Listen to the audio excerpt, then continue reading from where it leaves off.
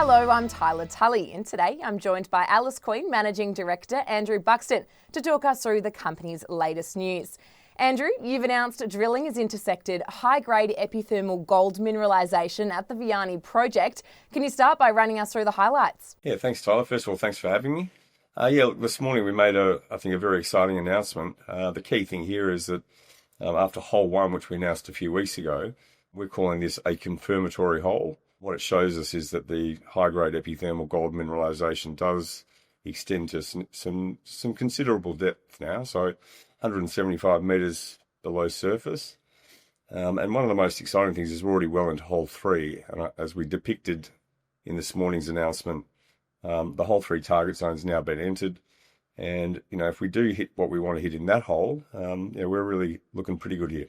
I think you've just touched on it there, but what do these results tell you at this stage about the prospectivity of the project? Well, certainly upgraded the prospectivity. I mean, look, we're definitely onto a high-grade epithermal system, and I think as most of your viewers would know, and as we say in the announcement this morning, these type of deposits are very much sought after on a global basis, and really the main reasons for that are they generally produce a very high grade of gold tenor. They're also quite continuous and therefore somewhat predictable. And our hole three, I think, after results this morning, we're feeling confident that that's going to extend it to another at least 100 metres below this hole. So really the next steps after that are pretty exciting as well. And once we confirm hole three's results, we'll step out and do some lateral holes to see how wide these things are.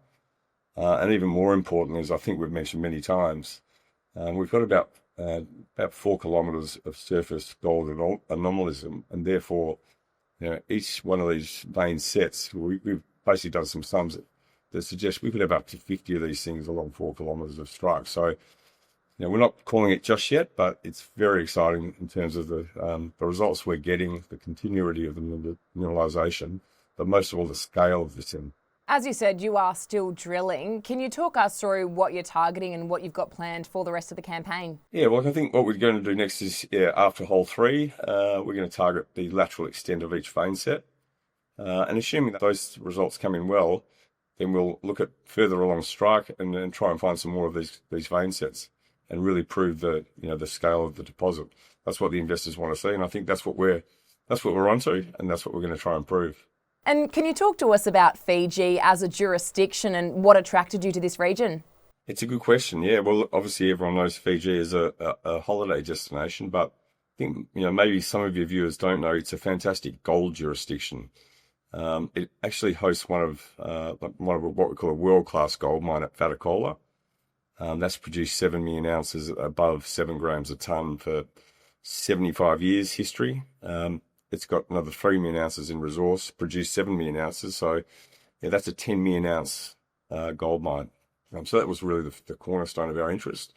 But more recently, Lion One and a Canadian company has recently opened the Tuvatu mine, which is another high-grade underground mine. And they've started to produce gold in the last sort of 3 or 4 months. So Fiji is really on the up and up. It's a fantastic gold destination. It's got a lot to like in terms of the legal framework, which is based on Australia's gold mining laws. Very reliable jurisdiction and, really a great place to be.